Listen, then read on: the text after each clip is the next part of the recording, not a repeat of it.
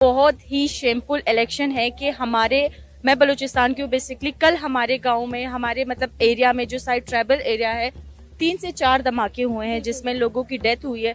और ये लोग ये धमाके करवा के, ये चीजें करवा के, मतलब मुझे तो लगता है कि ये इलेक्शन सिर्फ पंजाब के थे और ये इलेक्शन पंजाब को ही मुबारक। वो हसीना माजिद के हाथ में आपने तस्वीर देखी है?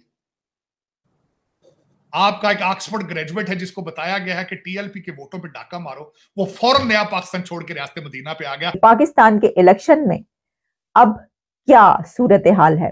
इस इलेक्शन के दौरान हमें वही पॉलिटिकल टर्मोइल नजर आया और फिर हमने ये देखा कि शेख मुजीबुर रहमान तो जेल से बाहर था, लेकिन कैदी नंबर 804 ने अपने 804 नंबर के सेल में बैठकर पूरे पाकिस्तान की आवाम को बाहर निकाला और अपने ओपोनेंट्स को शिकस्त फाश दी। कल जिस प्रकार से नतीजे आ चुके हैं पाकिस्तान की चुनाव के, जिसमें से हालांकि कुछ रुझान है, कुछ नतीजे हैं जो सामने आई है, संख्या भी जो मैं देख रहा था लगभग उसमें 25 सीटों पर इमरान खान की पार्टी जीत चुकी है और बाकी ऐसा चल रहा भी 50-60 सीटों की जो है फाइनल रिजल्ट आए हैं। मगर जो लीडिंग की अगर हम बात करें, जो रुझान है, रुझानों में साफ नजर आ रहा है कि पीटीआई को स्पष्ट बहुमत मिलता हुआ अपने दम पर नजर आ रहा है। 136 का आंकड़ा है, जिसके बाद जो नॉमिनेटेड संख्या होती है उसको यदि जोड़ लिया जाए तो इकलौते अकेले के दम पर, अपने दम पर इमरान खान जेल के अंदर बैठकर अपनी सत्ता दोबारा से बनाता हुआ नजर आ रहा है। साथ ही साथ में जिस नवाज शरीफ को बुलाया गया था लंदन से सिर्फ इसलिए कि वो आकर के दोबारा से प्रधानमंत्री बनाएंगे, फौज का पूरा दिशा निर्देश था, फौज चाहती थी कि ये व्यक्ति दोबारा से कुर्सी पर बैठे, वो चीज़ यहाँ पर जनता के द्वारा किस तरीके से फ्लॉप हो गई, ये आज नतीजा हम सबके सामने है। मैं तो ये कहूंगी कि उन्होंने जो भी कहा है बिल्कुल सही कहा है। शायद उन्होंने अपनी तरफ से जिस हवाले से कहा है बिल्कुल सही कहा है। मैं भी ये कहूंगी कि बहुत ही शेमफुल इलेक्शन है कि मैं बलूचिस्तान की हूँ बेसिकली। कल हमारे गाँव में, हमारे मतलब एरिया में, जो साइड ट्राइबल एरिया है, 3 से 4 धमाके हुए हैं जिसमें लोगों की डेथ हुई है।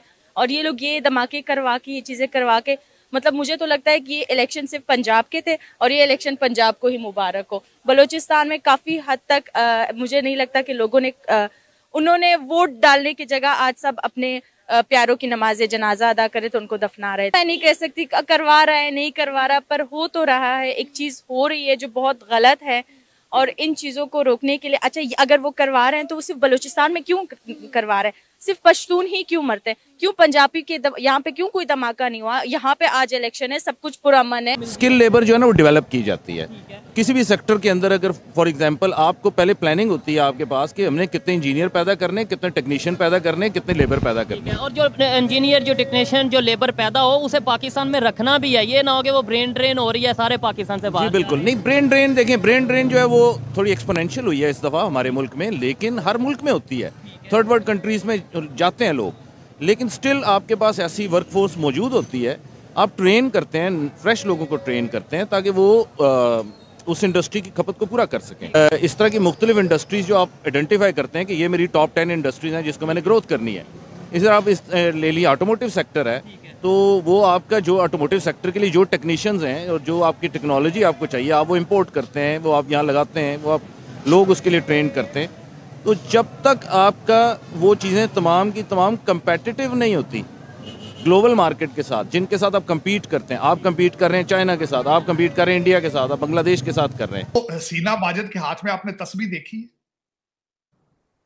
आपका एक ऑक्सफोर्ड ग्रेजुएट है जिसको बताया गया है कि टीएलपी के वोटों पे डाका मारो, वो फौरन नया पाकिस्तान छोड़ के रियासत मदीना पे आ गया। आज मजहबी लीडर है हसीना माजिद, मजहबी लीडर है। ये डिफरेंस है आपका, ये डिफरेंस। आप रेडिकलाइजेशन से जान नहीं छुड़ा सकते। आपके खून के अंदर करप्शन और बल्कि रेडिकलाइजेशन भी करप्शन की एक फॉर्म आपने बना ली। तो पैसा इसमें बहुत है, बहुत पैसा है इसमें। आपके 5000 कैंडिडेट हैं इस वक्त 266 सीटों पे, खवातीन सिर्फ 312 है। बांग्लादेश की तरक्की का सीक्रेट यह था कि उन्होंने खवातीन को निकाल लाए थे बाहर, माइक्रो फाइनेंसिंग करा के उन्होंने स्वेट शॉप्स बना ली थी वहां पे। आप वहां पहुंच सकते हैं, आप वहां मौजूद हैं। तो चीमा साहब, दूसरा इस पे अगले स्टेप पे चलना चाहूंगा कि इस वक्त जो दूसरी प्रेडिक्शन की जा रही है दूसरी प्रेडिक्शन ये है कि ये गवर्नमेंट जो आएगी ये 8 महीने से 1 साल आगे नहीं चलेगी। 2025 में फिर इलेक्शन होगा। रिजल्ट निकल चुका है इस वक्त। आपकी कई एजेंसियों ने जो रिजल्ट निकाले हैं वो रिजल्ट ये है कि नून लीग को 115 से 132 सीटें मिलेंगी, पीएस पार्टी को 35 से 40, पीटीआई को 23 से 29 और जहांगीर तरीन को 2 सीटें 2 से 3, एमक्यूएम को 12 से 14, काफ लीग को 2 सीटें, फजलुर रहमान 6 से 8 सीटें। यह रिजल्ट आपका निकल चुका है। इसमें नवाज शरीफ साहब जो है, और फिर मैं पंजाब का रिजल्ट नहीं बताया। पंजाब का रिजल्ट ये है कि 297 सीटों में से 190 सीटें मुस्लिम लीग लेगी और मरियम नवाज साहिबा जो है वो किसी अच्छा सा कीमती सा सूट पहनकर कोई 5-10 हजार डॉलर के जूते पहन के हल्फ लेगी। भाई कैदी नंबर 804 ने सबका धड़न तख्ता कर दिया। अब हो ये रहा है कि मिठाइयां तो लोगों ने खा ली, लेकिन साथ में ये भी कहा जा रहा है कि रुको जरा रुको, ठहरिए। इसकी वजह यह है कि हाफिज का हलवा तैयार हो रहा है। अब हाफिज का हलवा पाकिस्तान में बड़ा ही मजेदार किस्म का एक हलवा मिलता है और लोग बहुत शौक से वो खाते हैं। तो उस हलवे को कहा जा रहा है कि हाफिज का हलवा तैयार हो रहा है कि जनाब वो एक और अच्छी मिठाई तैयार हो रही है, तो मिठाइयां आप ना खाइए। जो पीटीआई है उसकी तरफ से कहा जा रहा है कि अब उनको हराने की, उनके वो तमाम रिजल्ट्स के जिसमें वो जीत चुके हैं उसको अब लेवल प्लेइंग फील्ड पर लाने की कोशिश की जा रही है। यानी कि वो लेवल प्लेइंग फील्ड जो उनको नहीं मिली, अब उनके रिजल्ट्स को बाकियों के बराबर या उनसे कम लाने की कोशिश की जा रही है। हुआ कुछ यूं कि ये जो एक फजा बनी कि इमरान खान की पार्टी तो खैर नहीं, इंडिपेंडेंट्स, अब तो जो इंडिपेंडेंट्स सबके सब जीत रहे हैं वो इंडिपेंडेंट्स इसलिए कहला रहे हैं कि खान की पार्टी को तो निशान ही नहीं मिला बल्ला। भाई आपने बल्ला छीन लिया, आपने जो मार लगाई, जो उनकी पिटाई की, जो उनको धूसम धास हुई उनके साथ, सबके सब जेलों के अंदर, और 2 दिन के अंदर 24 साल की सजा जो आपने सुनाई है उसका नतीजा 2 दिन के बाद आपके मुंह पर आ पड़ा है।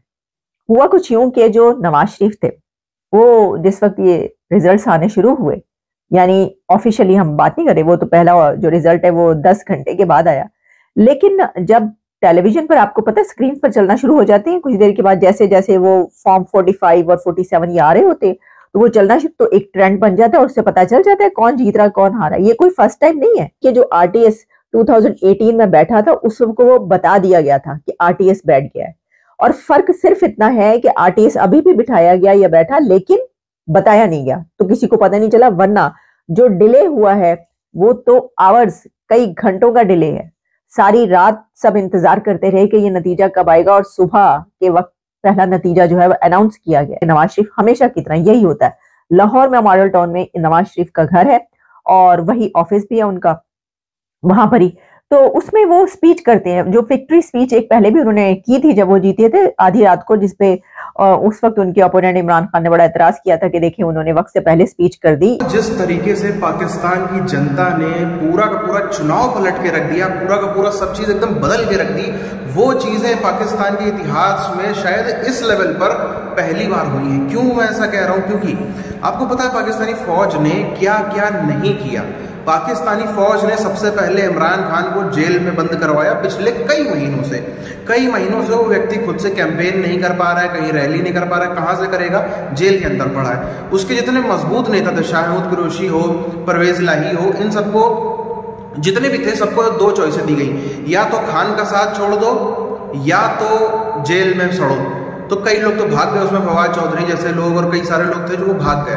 बाकी जो टिके रहे, शाहमूद कुरैशी टिके रहे, परवेज इलाही टिके रहे, उनको जो है वो 20-20 सालों की, 15-15, 30-30 सालों की लंबी जो है वो सजाएं दी जा रही है, अंदर खूब टॉर्चर किया जा रहा है। लेकिन इन सब के बाद भी यहाँ पर भी फौज रुकी नहीं। इसके बाद पीटीआई का जो बल्ला बैट चुनाव चिन्ह था वो उससे छीन लिया गया, और ऐसा भी नहीं है कि उसके अलावा कोई और चुनाव चिन्ह दे दिया गया हो। पीटीआई जितनी भी सीटों पे लड़ी है ना, सारी की सारी सीटों पे लड़ी है, हर प्रत्याशी का चुनाव चिन्ह अलग। किसी को तुरई मिली है, किसी को लौकी मिली, किसी को बैगन, किसी को कार, किसी को हार, किसी को उगता सूरज, किसी को हार, अलग अलग प्रकार की चीज, किसी को कुआं, किसी को कुछ। इतनी खराब सिचुएशन जो थी वो पाकिस्तान में बन गई कि यानी कि ऐसा आप कहीं पर भी नहीं देखोगे कि एक पॉलिटिकल पार्टी के जो कैंडिडेट्स लड़ रहे हैं वो सब अलग अलग चुनाव चिन्ह पे लड़ रहे हैं। भाई पॉलिटिकल पार्टी का मतलब ही यही होता है कि एक चुनाव चिन्ह चलेगा सब जगह। वो सब भी कर दिया। लेकिन उसके बाद भी पब्लिक ने खोज के नहीं हमारे इलाके में पीटीआई का क्या चुनाव चिन्ह है, हमारे इलाके में कैंडिडेट कौन सा है, इतना सब करें। और चुनाव जो चैनल है, जो नेशनल चैनल है, जो न्यूज़पेपर है, जो मैगजीन है, जो ऑनलाइन पोर्टल्स हैं, सब पे साफ मना था कि आप पीटीआई का नाम तक नहीं ले सकते। इतनी ज्यादा चीजें करने के बाद भी अभी भी आप देखो जो पाकिस्तान के चैनलों में चल रहा है ना, नून लीग की इतनी सीटें, पीपल्स पार्टी की इतनी सीटें, नीचे इंडिपेंडेंट की 130 सीटें, 135 सीटें ऐसे चल रहा है। पीटीआई के कैंडिडेट्स को इंडिपेंडेंट करके दिखाया। इतनी ज्यादा जो है वो पाकिस्तान में हालत खराब की गई, सब कुछ किया गया, तब भी जनता कुछ इस प्रकार से निकली कि इतनी ज्यादा सीटें आ गई। ये वाकई में कमाल है। और अब मैं समझता हूं कि बहुत बड़े चेंजेस इस देश में उनको देखने मिलने वाले हैं।